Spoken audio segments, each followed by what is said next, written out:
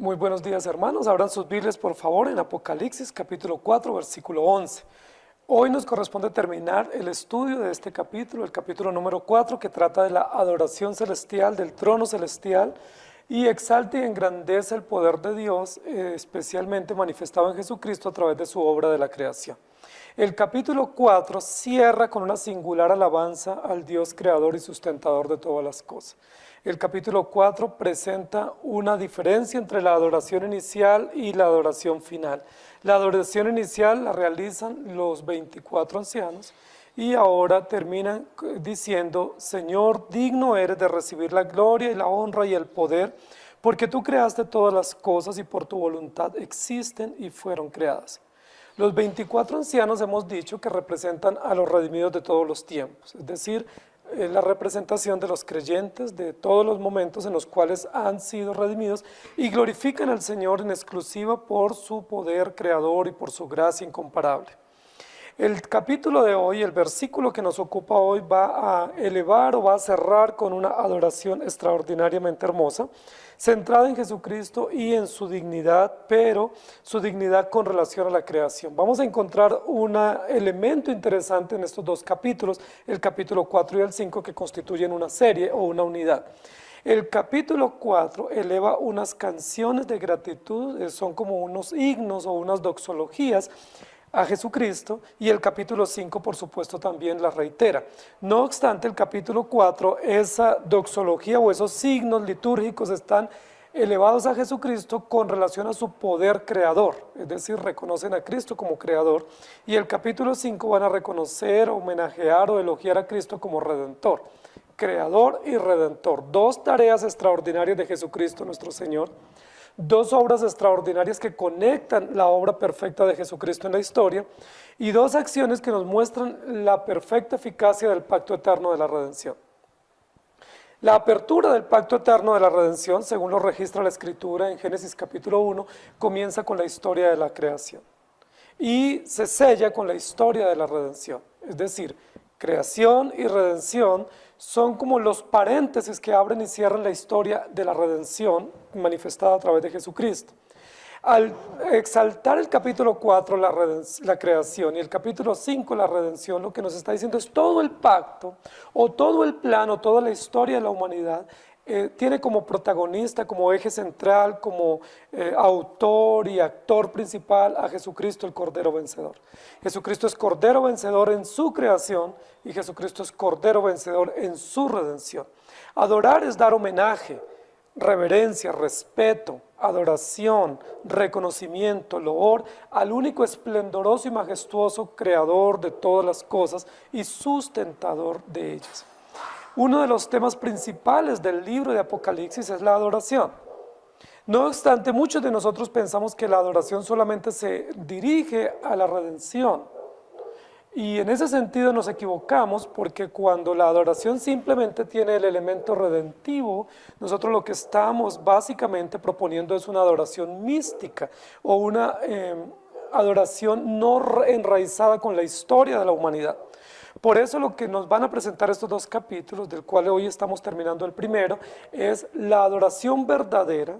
Está dirigida a Cristo en dos aspectos básicos de su tarea histórica, y es la creación y la redención. Es decir, solo la creación nos haría o nos llevaría a una adoración materialista, solamente por las cosas que se ven, pero una adoración exclusivamente centrada en la redención haría una adoración mística. Entonces, para no caer ni en el materialismo ni en el misticismo, lo que la Escritura nos propone, acorde con la revelación de Dios, es: digno eres porque tú eres creador y tú eres redentor. La dignidad del Cordero se manifiesta en la historia de la redención y se manifiesta en su carácter y en su poder y en todas sus acciones. Apocalipsis capítulo 4, versículo 8 dice: y los cuatro seres vivientes tenían cada uno 6 alas, y alrededor y por dentro estaban llenos de ojos, y no cesaban día y noche de decir: Santo, santo, santo es el Señor, Dios Todopoderoso, el que era, el que es y el que ha de venir. Y en Apocalipsis 16:9 dice, y los hombres se quemaron con el gran calor y blasfemaron el nombre de Dios que tiene poder sobre estas plagas y no se arrepintieron para darle gloria. Una de las demandas de Jesucristo para su creación y para su pueblo redimido es que le demos gloria. De hecho, uno de los documentos históricos sintetiza muy bien en su introducción, en la primera pregunta, ¿cuál es el fin principal y más noble del hombre? Y con mucho sustento bíblico y con coherente teología responde, el fin principal del hombre, el noble fin del hombre es darle gloria a Dios o vivir para la gloria de Dios y gozarse en Él por siempre. En ese sentido, el centro de la adoración en este versículo que nos ocupa es porque tú eres. Y ese es el título de nuestra enseñanza hoy, porque tú eres. Porque tú eres. Y el texto en dos oportunidades usa ese pronombre personal de segunda persona del singular, porque tú, referido a que la adoración tiene un actor principal, tiene una razón de ser, está direccionada de manera unilateral al autor y consumador de todas las cosas, es decir, a Jesucristo. Rendir culto a Jesucristo es lo opuesto a la idolatría. Porque la idolatría lo que hace es rendir culto a sí mismo, rendir culto a la creación, rendir culto a las cosas, a las personas, pero rendir culto al que está sentado nos quita de plano la idea de la idolatría y nos concentra en el monoteísmo, en cristocéntrico adoración y exaltación por lo que Él es y lo que ha hecho. Porque tú eres, Señor, digno, es la primera parte del texto. Señor, digno eres. Y en primer lugar lo que hace el versículo es mostrarnos la razón y el carácter de la adoración. Dar honor, honra, gloria y exaltación indica la majestad y el esplendor de aquel que es digno, de donde está la razón de todo, de nuestro culto y de nuestra adoración. Y esta palabra en el griego viene de la palabra timo, que es un verbo que demanda acción, y por eso honra indica un respeto práctico, una acción práctica. Tú eres Señor y Dios digno, era el saludo obligatorio para el emperador romano Domiciano. Domiciano decía, yo exijo que bajo mi imperio todos me saluden diciendo, tú eres Señor digno. Y ese era uno de los eslogans de saludo o de salutación para acercarse al emperador. No obstante, los creyentes no están bajo el culto imperial, como estaba la sociedad griega en ese primer siglo, sino que los creyentes están bajo la dignidad del único y absoluto Señor. En ese sentido, este himno no solamente es un enfoque correcto de la adoración con relación a Cristo, creador y sustentador, sino que también nos presenta el antídoto contra la presión imperial de rendir culto a las personas, es decir, de idolatrar al emperador, de idolatrar las ideologías imperantes, de idolatrar los modelos de gobierno del momento. Y el Señor dice, yo soy el único digno, y no lo dice Él. Es una canción que no sale de los labios del Señor, sino que sale de aquella multitud que rodea el trono, compuesta por los 24 ancianos que representan los creyentes y los 4 seres vivientes que representan el carácter de Cristo o el evangelio que nosotros tenemos por revelación. Estos, por decirlo de alguna manera, estos 2 anillos de seguridad o estos 2 elementos simbólicos que se presentan alrededor del que está sentado, entonan una canción al unísono, diciendo, Señor, digno eres. Y esa expresión, Señor, digno eres, implícitamente es antagónico contra la opresión del imperio, especialmente contra Domiciano. Es un antagonismo contra la exigencia imperial de rendir culto a las personas y de doblegarnos ante sus ideologías, ante sus conceptos y guardar silencio simplemente porque son gobernantes déspotas o gobernantes inclementes. Los creyentes, por la razón del Evangelio, no nos doblegamos ante los imperios dominantes, no por soberbia, sino porque nosotros tenemos un único Señor digno, soberano, creador, que se llama Jesucristo. Lo primero que se exalta en este versículo es que quien está sentado en el trono es el Señor digno, y nos muestra la dignidad de su carácter, es decir, la razón, en contraste con aquellos que adoran a hombres o a dioses falsos. La dignidad es un cargo honorífico de autoridad, de alto honor, que solamente puede demandar o solamente puede ejercer Jesucristo, que es el Cordero vencedor. Respetar a alguien es darle honor, o respetarlo por lo célebre que es, o estimarlo, o inclinarnos ante él. Esos cantos sucesivos van a usar el adjetivo digno. Y es muy interesante porque hasta aquí es la primera oportunidad que se va a usar ese adjetivo calificativo. Digno eres, que es un adjetivo casi sustantivo para decirnos lo que Cristo es. Aquel que está sentado en el medio del trono no es simplemente un símbolo.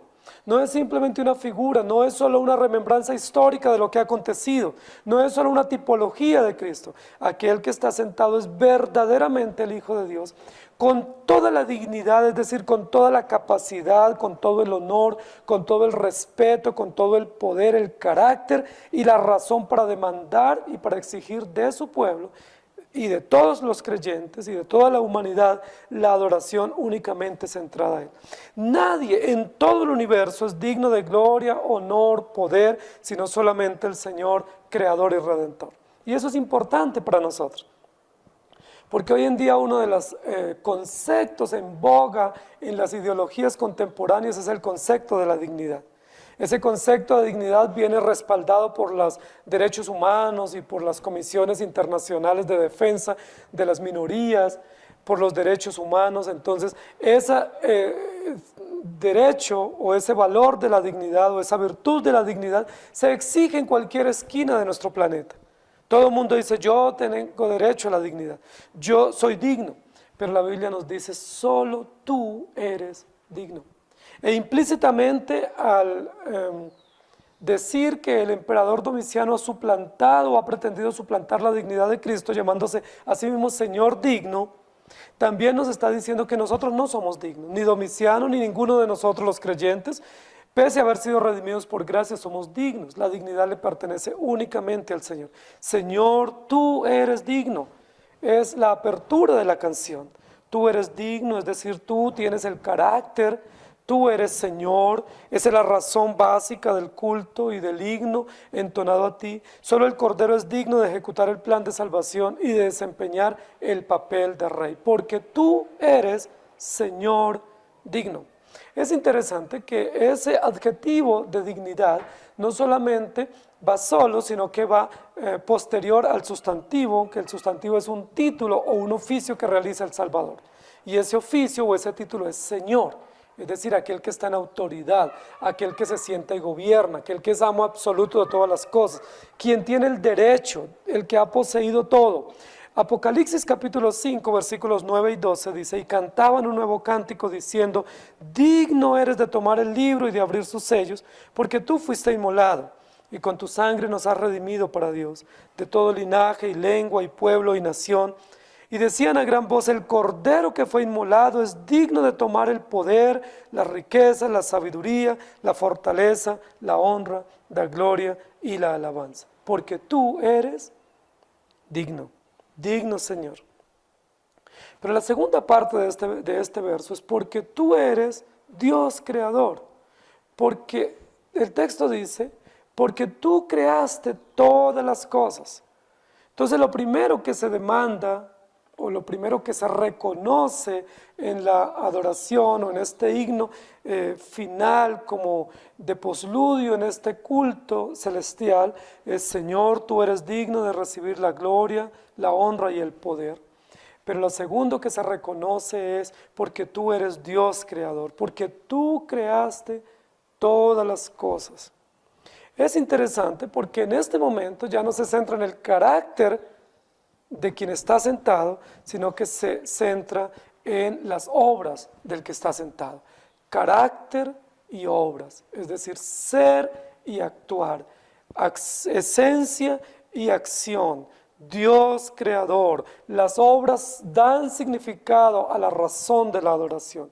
Hay un creador que exige adoración y las obras son el significado evidente de la adoración que Él demanda. Y por supuesto no solo exige adoración porque Él es creador, sino porque toda su creación debe rendir o tributarle adoración al que está sentado. Dios creador, porque tú creaste todas las cosas. Si ustedes se dan cuenta, este himno final de cierre del culto celestial previo a la primera parte, que es la parte relacionada con la creación, como cuando se abre el paréntesis de la historia, la parte inaugural de la historia de la humanidad, que se muestra a través de la creación redentiva, nos va a decir que el Señor creó todas las cosas. Y esa expresión, ese adverbio, porque todas las cosas, nos muestra la totalidad, la plenitud, lo completo.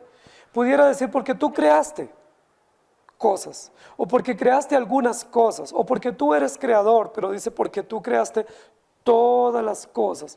Y esas expresiones de totalidad, esas expresiones de plenitud, lo que nos muestran es que la adoración debe darse únicamente al Señor, porque solo hay un Señor y porque solo hay un Creador y porque solo hay un acto de creación. La Biblia no dice que Dios siguió creando sucesivamente. No dice que dejó las cosas libres para que se fueran desarrollando por leyes secundarias. No nos manifiesta un concepto deísta, sino un concepto de gobierno, de sustento, de autoridad implícita y de exigencia de adoración por su creación permanente. A una sola voz los ancianos le reconocen como el creador y sustentador de todas las cosas. Y esa es una verdad extraordinaria para nosotros. Dios es creador y sustentador. No podemos quedarnos diciendo solamente Él es creador, porque muchos, especialmente gnósticos y místicos y naturalistas, han dicho, sí, Dios es creador, hay una causa primera, hay una fuerza superior, pero no pueden atribuir a Dios el sustento de todas las cosas.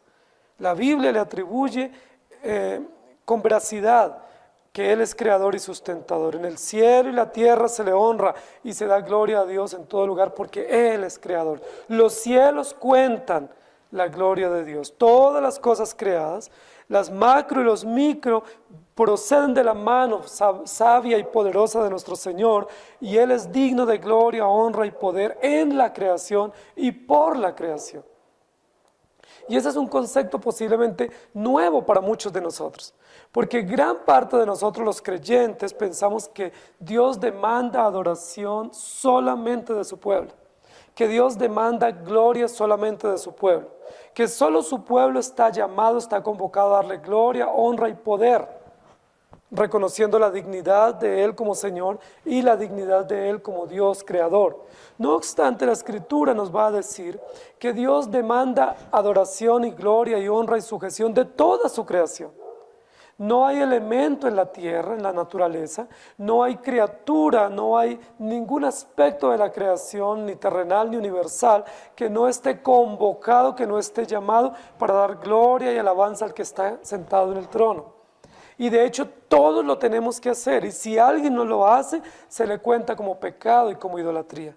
Si alguien no se rinde ante el que está sentado para dar la gloria, la honra y el poder como Señor y como Creador, como Redentor y como Sustentador, estamos en graves problemas. No solamente los creyentes vivimos para la gloria de Dios, los incrédulos también fueron creados para la gloria de Dios y serán juzgados si no viven en consecuencia.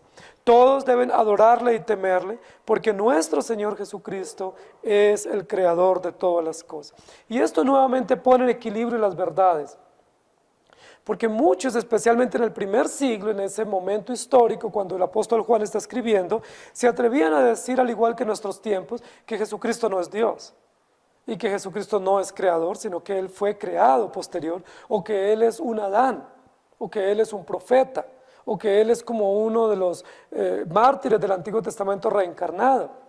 Sin embargo, aquí el texto nuevamente vuelve y dice que el Señor Jesús es creador de todas las cosas. Si Él es creador de todas las cosas, implícitamente desmiente la idea gnóstica y la idea sectaria de que Jesucristo fue creado y que Jesucristo no es Dios. Lo que nosotros creemos y dicen nuestras confesiones y los credos históricos es que Jesucristo es eternamente engendrado por el Padre, que no es creado, que es de la misma sustancia connatural, coexistente, coeterno con el Padre, y que en ningún momento depende o está subordinado del Padre o de nadie, y que no tiene relación en su esencia con la materia o con lo terrenal, sino que Él es Dios en el cielo y en la tierra, creador de todas las cosas. El apóstol Juan en su carta, en su evangelio dice, En el principio era el Verbo, y el Verbo era con Dios, y el Verbo era Dios. Y por Él fueron creadas todas las cosas. Y lo dice Colosenses también. Sean dominios, sean principados, sean cosas visibles o invisibles, todo fue creado por medio de Él y para Él. Eso lo que significa es que el universo que Dios creó es llamado para que se maraville por el Creador. Todas las cosas, aún las cosas inertes, todos los minerales y también todos los vegetales y los animales, y por supuesto de manera mucho más extraordinaria el hombre que fue hecho a imagen y semejanza, debe maravillarse, debe extasiarse, debe contemplar agradecido y reverentemente y honoríficamente el poder de Dios al crear todas las cosas. Debe celebrar. El canto introduce la palabra poder que revela su creación de todas las cosas del universo. El Creador tiene poder y capacidad de restaurar y proveer salvación a los perdidos y a los que sufren. Todo depende y existe por Él. Por eso adoran al Creador de todas las cosas, no a las criaturas. Romanos capítulo 1 describe lo necio que es el hombre, que en lugar de adorar al Creador, adora a las criaturas, pensando que de esa manera adora al Creador. Y dice la Biblia, son necios y se han hecho merecedores del juicio de Dios, porque habiendo conocido a Dios no le rindieron culto, no le adoraron, porque Él es digno, Creador, sino que se envanecieron en sus propios razonamientos y se desviaron tras la ilusión especulativa de su propio corazón, tras los delirios de su mente empedernida, y adoraron a las criaturas, inferiores aún al hombre y por supuesto ofensivas ante el Señor, y se constituyeron en una sociedad adúltera, en una sociedad idolátrica, en una sociedad en contra de la voluntad de Dios. Así, de esta manera, la obra de la creación es la razón para que los ancianos expresen alabanza al Señor y Dios. La creación en este momento inspira a todos los creyentes representados por ese grupo de ancianos en la corte celestial para elevar un himno de adoración al poder y al carácter de Dios. Porque tú eres digno de recibir la gloria, la honra y el poder. El carácter del Señor digno. La base de la dignidad de Dios o de Cristo en el trono no es solamente sus heridas o sus cicatrices por la obra de la redención. La dignidad de Él se fundamenta en lo que Él es: poderoso, glorioso, honorífico. Pero en segundo lugar, se manifiesta su dignidad a través de sus obras, porque tú creaste todas las cosas. Toda la creación, podemos decir con seguridad, aporta aplastantes pruebas, indubitables pruebas del Creador al cual debemos adorar. La creación en todos los aspectos, en todos los ecosistemas, en toda su magnitud, aporta evidencias indudables de que Dios es creador, de que las cosas no vienen por azar, de que esto que nosotros vemos y tenemos no es casual, no es fortuito, no tiene un origen difuso o confuso o desconocido, tiene un origen seguro que se llama Jesucristo, el Cordero Vencedor, porque tú eres Señor digno y porque tú eres Dios creador. Carácter y obras van juntas. El carácter de la dignidad y las obras que aportan acciones de adoración concernientes a la dignidad. Aún las obras de Dios muestran la dignidad del carácter de Cristo. Aún las obras creadas en sus responsabilidades o en sus funciones anatómicas, en su sistema de desarrollo y de preservación, en sus mecanismos de defensa, en su forma de reproducirse, honra la dignidad de Dios. Honra el poder creador de Dios y expresan gloria, exaltación al que vive por los siglos de los siglos. Por eso las personas no podemos absorber todo lo creado por nuestra limitación, por nuestra mente tan corta. Nunca el ser humano, por más esfuerzos que haga, esfuerzos químicos, botánicos, para descubrir especies o para descubrir la tierra, para conocer cosas profundas del universo, nunca va a poder descifrar, porque Dios es infinito y aún la propia creación es incomprensible, porque nos muestra el poder, la magnitud y la grandeza del Señor Jesús. Apocalipsis capítulo 14, versículos 2 y 3, y 6 y 7 dice: y oí una voz del cielo como estruendo de muchas aguas y como sonido de un gran trueno. Y la voz que oí era como de arpistas que tocaban sus arpas y cantaban un cántico nuevo delante del trono y delante de los 4 seres vivientes y de los ancianos. Y nadie podía aprender el cántico sino aquellos 144,000 que fueron redimidos de entre los de la tierra. Vi volar por en medio del cielo a otro ángel que tenía el evangelio eterno para predicarlo a los moradores de la tierra, a toda nación, tribu, lengua y pueblo, diciendo a gran voz: temed a Dios y dadle gloria, porque la hora de su juicio ha llegado, y adorad a aquel que hizo el cielo y la tierra, el mar y las fuentes de las aguas. Temed a aquel que hizo todas las cosas. Por lo menos los que observan la creación, que no tienen la revelación salvífica de Cristo, son llamados a temer a Dios a través de las obras de la creación, porque la misma creación manifiesta la realidad de Dios. La creación es suficiente para mostrarnos la existencia de Dios, para mostrarnos el carácter de Dios, para mostrarnos que Cristo es creador y para mostrarnos que Él es poderoso sustentador de todas las cosas. No es cierto que la creación no nos revele a Cristo. La creación sí revela a Cristo. Revela que Él es creador, revela que Él es sustentador, revela que Él se encarnó y vivió entre nosotros. La creación nos da pruebas seguras del carácter de Cristo, del poder de Cristo, de su gloria, de la honra que Él demanda de su pueblo y de su poder y autoridad y capacidad creadora. Por eso, los que no creen ya han sido condenados. Porque habiéndoseles mostrado la creación y habiéndoles revelado en la conciencia que hay un ser supremo y demanda adoración, no le adoraron como es debido. Para lo que no es suficiente la creación es para llamarnos al arrepentimiento. Pero la creación en sí nos muestra que Dios existe, que Dios es trino, que Cristo es Dios y que Cristo es creador y sustentador de todas las cosas. Y eso debe producir temor. Por eso más adelante en el capítulo 14 dice: temed y dadle gloria, porque Él es creador. Apocalipsis capítulo 15, versículos 1 al 4 dice: vi en el cielo otra señal grande y admirable, 7 ángeles que tenían las 7 plagas postreras, porque en ellas se consumaba la ira de Dios. Vi también como un mar de vidrio mezclado con fuego, y a los que habían alcanzado la victoria sobre la bestia y su imagen, y su marca y el número de su nombre, en pie sobre el mar de vidrio, con las arpas de Dios. Y cantan el cántico de Moisés, siervo de Dios, y el cántico del Cordero, diciendo: grandes y maravillosas son tus obras, Señor Dios Todopoderoso. Justos y verdaderos son tus caminos, Rey de los santos. ¿Quién no te temerá, oh Señor, y glorificará tu nombre? Pues solo tú eres santo, por lo cual todas las naciones vendrán y te adorarán, porque tus juicios se han manifestado. Grande y maravillosas son las obras de la creación de Dios. Hechos capítulo 14, versículo 15, y diciendo: varones, ¿por qué hacéis esto?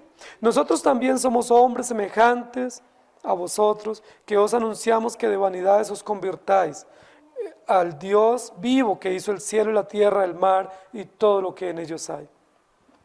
Y luego en Romanos 1, 20 al 23, porque las cosas invisibles de Él, su eterno poder y deidad se hacen claramente visibles desde la creación del mundo, siendo entendidas por medio de las cosas hechas, de modo que no tienen excusa.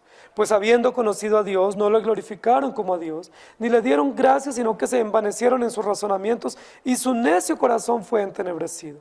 Profesando ser sabios, se hicieron necios, y cambiaron la gloria del Dios incorruptible en semejanza de imagen de hombre corruptible, de aves, de cuadrúpedos y de reptiles. Siendo entendidas por medio de las cosas hechas, de modo que no tienen excusa. Jesucristo es creador. Y ese himno al poder creador de Dios y a la gloria maravillosa de la creación en Cristo, lo que muestra es que todos somos inexcusados ante Dios. Que aún la misma creación tendrá que ser redimida porque la misma creación no ha cumplido el propósito para el cual Dios la hizo. Luego en el Salmo 19, 1 y 2 dice: los cielos cuentan la gloria de Dios y el firmamento anuncia la obra de sus manos. Un día emite palabra a otro día y una noche a otra noche declara sabiduría. Y en el Salmo 139, 14, te alabaré porque formidables, maravillosas son tus obras, estoy maravillado y mi alma lo sabe muy bien.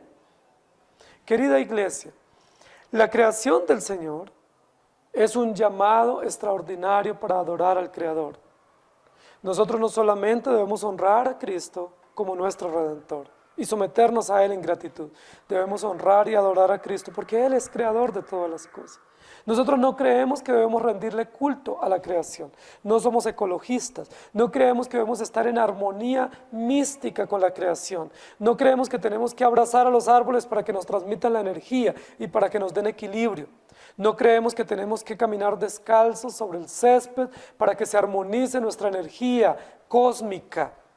No creemos eso. Creemos que la creación fue hecha para la gloria de Dios, por Jesucristo, para nuestra utilidad, pero que nosotros somos responsables de adorar a Dios en el buen cuidado de la creación, en la buena mayordomía de los servicios, de las cosas, de los beneficios que Dios nos ha dado a través de la creación. Y que al contemplar esta creación, elevemos nuestros ojos al cielo y digamos: Señor, maravillado estoy de tus obras portentosas, son formidables y mi alma lo sabe muy bien.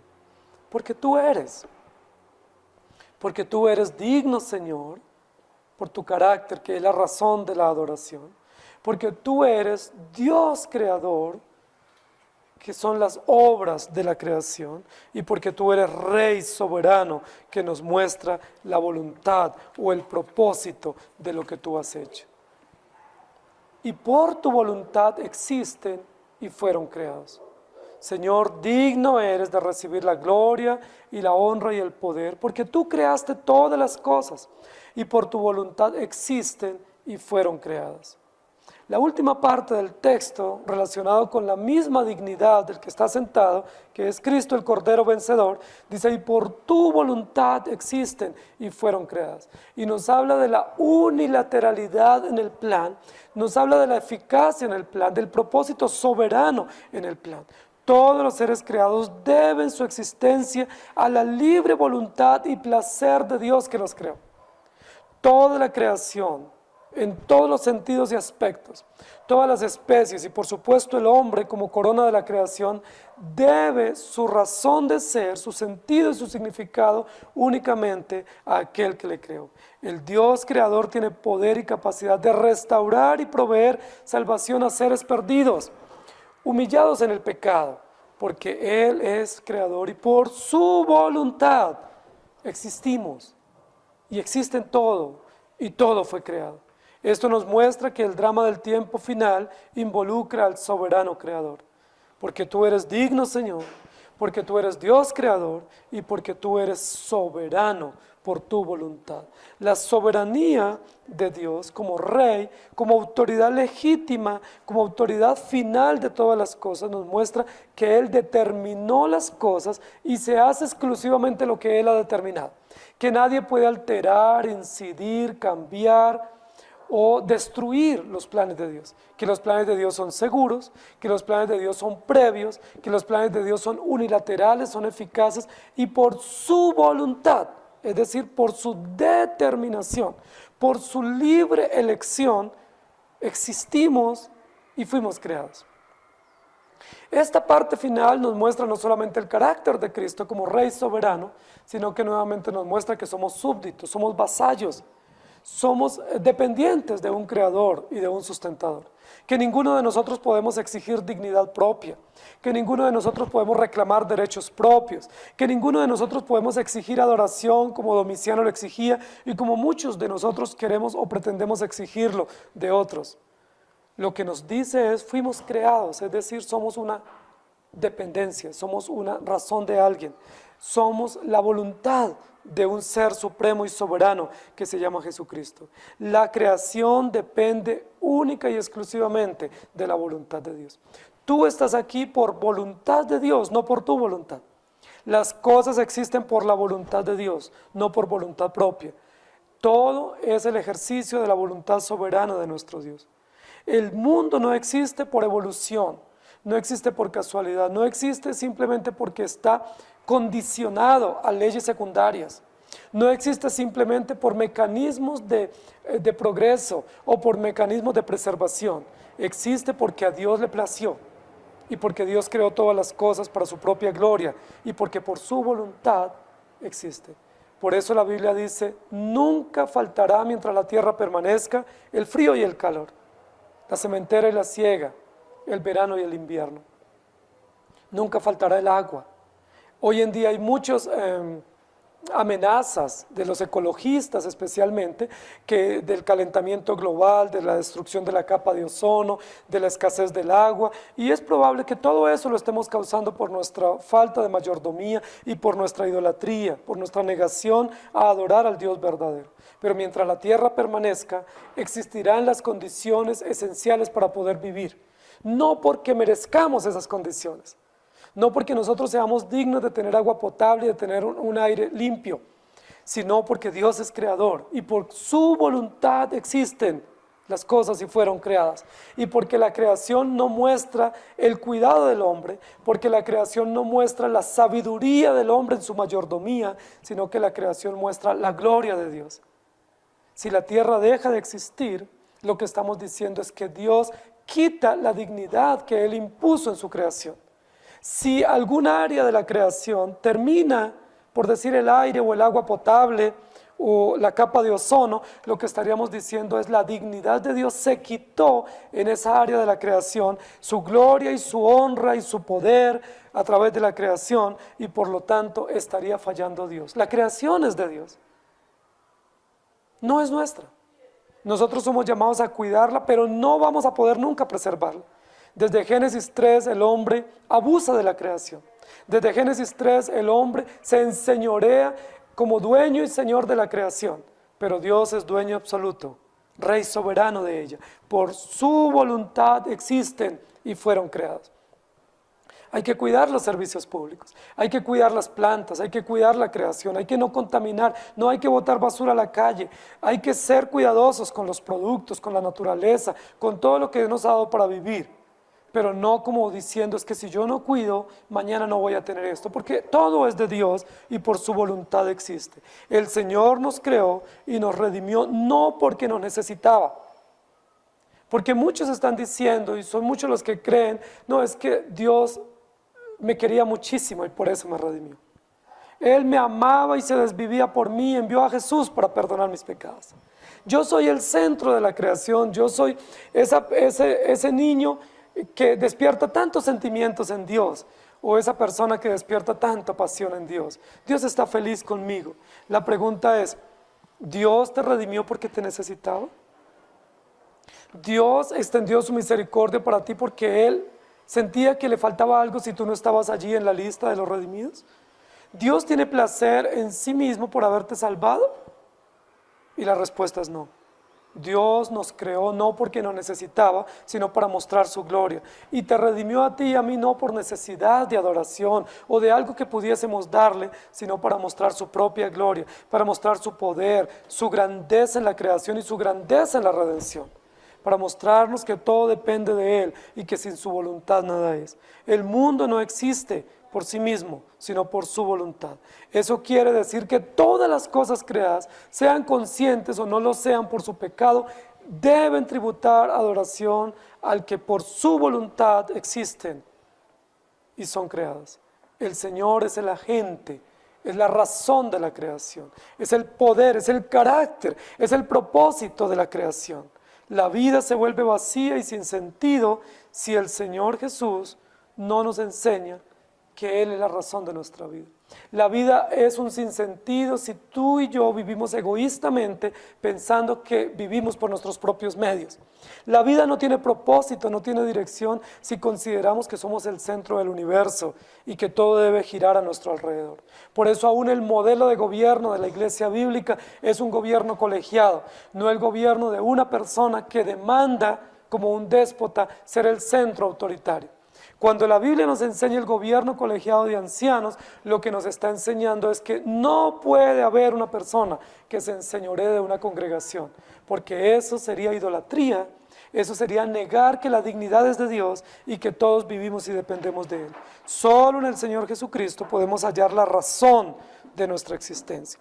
Apocalipsis 10:6 dice, y juró por el que vive por los siglos de los siglos, que creó el cielo y las cosas que están en él, y la tierra y las cosas que están en ella, y el mar y las cosas que están en ella, que el tiempo no sería más. Juró por la creación. ¿Por qué Jesucristo jura por la creación? Porque Él es el creador. Porque la creación es suya. Porque la creación es testimonio de su razón de ser, de su existencia, de su poder y de su gloria. Isaías 40:17 dice, como nada son todas las naciones delante de Él, y en su comparación serán estimados en menos que nada y que lo que no es. Y por eso en Isaías 46, versículos 9 y 10 dice, acordaos de las cosas pasadas desde los tiempos antiguos, porque yo soy Dios y no hay otro Dios, y nada hay semejante a mí, que anuncio lo por venir desde el principio y desde la antigüedad, lo que aún no era hecho, que digo, mi consejo permanecerá y haré todo lo que yo quiero. Soberanía, por tu voluntad, por tu determinación. Y luego en Hechos 17, 24 y 25 dice, el Dios que hizo el mundo y todas las cosas que en él hay, siendo Señor del cielo y de la tierra, no habita en templos hechos por manos humanas, ni es nombrado por manos de hombres, como si necesitase de algo, pues Él es quien da a todos vida y aliento a todas las cosas. Creador y sustentador. Hebreos 11:3. Por la fe entendemos haber sido constituido el universo por la palabra de Dios, de modo que lo que se ve fue hecho de lo que no se veía. Y luego en Colosenses 1:15 al 18 dice, Él, refiriéndose a Cristo, Él es la imagen del Dios invisible, el primogénito de toda creación. Porque en Él fueron creadas todas las cosas, las que hay en los cielos y las que hay en la tierra, visibles e invisibles, sean tronos, sean dominios, sean principados, sean potestades, todo fue creado por medio de Él y para Él. Y Él es antes de todas las cosas y todas las cosas en Él subsisten, y Él es la cabeza del cuerpo, que es la iglesia, el que es el principio, el primogénito de entre los muertos, para que en todo tenga la preeminencia. Y en Hebreos 1:3, el cual siendo el resplandor de su gloria y la imagen misma de su sustancia y que sustenta todas las cosas con la palabra de su poder, habiendo efectuado la purificación de nuestros pecados por medio de sí mismo, se sentó a la diestra de la majestad en las alturas. Salmo 48, el hacer tu voluntad, Dios mío, me ha agradado y tu ley está en medio de mi corazón. Queridos hermanos, lo que estamos viendo en el capítulo 4 que cerramos hoy es a Jesucristo en el trono y la iglesia redimida de todos los tiempos tributándole adoración, el evangelio atestiguando que Cristo es redentor y creador, y todo al unísono elevando una canción al digno Dios y Señor, al digno creador y al soberano Rey y sustentador de todas las cosas. Si pudiésemos centrarnos un poco, nos daríamos cuenta que en ningún momento se está elogiando en el capítulo 4 la dignidad del Redentor, sino que se está elogiando o reconociendo la dignidad del Creador, el poder y la gloria del Creador, Jesucristo, y toda la suficiencia de su obra magnífica. Entonces podemos decir, porque tú eres digno, digno Señor, porque tú eres digno Dios y porque tú eres digno Rey. Tú eres digno, Señor, por tu carácter, tú eres Dios por tus obras y tú eres Rey soberano por tu propósito. Ante los juicios inminentes, todos los hombres deben temer y adorar al soberano Creador. Ese es el propósito. Cada ser debe su existencia a la libre voluntad y al placer de Dios y por lo tanto debe adorarle. El canto de los ancianos representa a los salvos y señala al autor y la razón de la adoración. Los ancianos muestran la esencia de la adoración, que es volver a contar o a celebrar los hechos poderosos de Dios, o sintetizar los hechos poderosos de Dios y caer de rodillas sirviendo al Redentor. Cristo tiene el derecho de recibir gloria, honra y poder, porque Él es creador, sustentador, Dios, Señor y Rey. Se place tanto en la alabanza que se rodea y se cubre de ella, y alaba a Dios y demanda que su pueblo le alabe en Jesucristo porque Él merece la plenitud. Le alabamos porque nos es útil recordar su grandeza y su adoración. Le adoramos porque nos es útil descansar en su poder y le adoramos porque nos es necesario ver su presencia en todos los hechos creados. Le alabamos porque Cristo es quien da sentido y significado a nuestra existencia, porque tú eres digno. Capítulo 4 hay 2 signos. Un himno introductorio a Dios, reconociendo quién está sentado, Jesucristo, y un himno de posludio en esa celebración celestial, reconociendo la dignidad creadora de Jesucristo. Por eso Marcos 12:30 dice: amarás al Señor tu Dios con todo tu corazón y con toda tu alma y con toda tu mente y con todas tus fuerzas. Este es el principal mandamiento. Y luego en el Salmo 145:3 dice: grande es Jehová y digno de suprema alabanza, y su grandeza es inescrutable. En 2 de Samuel 24:4, invocaré a Jehová, quien es digno de ser alabado, y seré salvo de mis enemigos. Y luego en el Salmo 8:2 dice: de la boca de los niños y de los que maman fundaste la fortaleza, a causa de tus enemigos, para hacer callar al enemigo y al vengativo. Muchos dicen la creación no es suficiente. Sí es suficiente. Es suficiente para mostrarnos el poder de Dios, para mostrarnos la grandeza de Dios, la realidad de Dios, y es suficiente también para mostrarnos que Cristo existe. Nos muestra que Cristo es creador y sustentador de todas las cosas, pero la creación no puede producir arrepentimiento. Por eso el capítulo 5, que comenzamos la próxima semana, nos introducirá en el otro componente integral de la adoración al Cordero Vencedor, que es Jesucristo el Redentor, digno también de cumplir y de ejecutar los juicios y las sentencias que la ley de Dios, grabada en la conciencia y puesta pública después en la época de Moisés, evidencia como norma, como voluntad y también como sentencia a quienes infringen.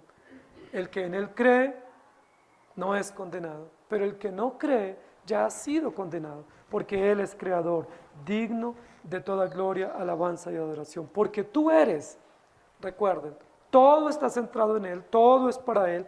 En esa visión del capítulo 4, donde hay seres vivientes, donde hay 24 ancianos, donde hay voces, donde hay un ser sentado en el trono, todo está concentrado en el trono central y en el que está sentado en el trono. La centralidad del trono y la centralidad de Cristo es esencial en la adoración, y la centralidad de su obra de creación para dignificar, para exaltar y para celebrar de manera contemplativa y doxológica al que ha hecho todas las cosas. Inclinen su rostro, por favor. Amado Señor, gracias te damos por tu palabra, porque nuevamente nos recuerdas que todo, absolutamente todo depende de ti, que el sentido y el significado de nuestra existencia, que todo el propósito de la vida y las obras se centran en ti, que tú no nos creaste para que por nuestras obras fuésemos salvos, que tú no nos has dado capacidad propia para corresponder de manera autónoma a tu llamado, sino que tú nos creaste para depender de ti. Fuimos creados por ti, dependemos de ti, y tú ejecutas tu perfecta voluntad en medio nuestro para tu propia gloria, para tu propio placer y para tu propia honra.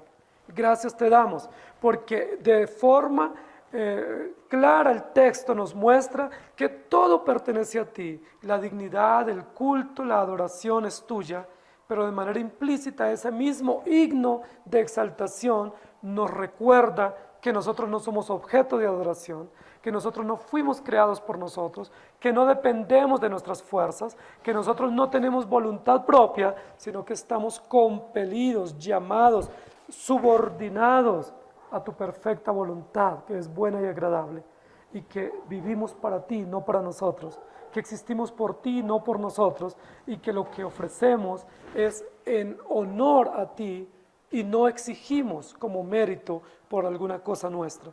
Te damos gracias porque nos recuerdas 2 verdades en esta mañana: que tú eres todo y que nosotros no somos nada, que tú eres digno y nosotros indignos, que tú eres Dios y nosotros criaturas, que tú eres Señor y nosotros vasallos, que tú eres Rey y nosotros bajo tu reinado, que tú eres Creador y nosotros barro o vasijas.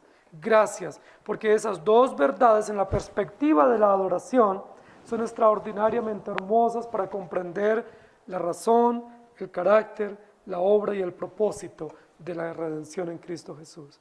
Gracias por enseñarnos tu palabra y por hacernos caminar en la verdad de lo que tú eres y de lo que tú haces. En Cristo Jesús. Amén. Que el Señor les bendiga.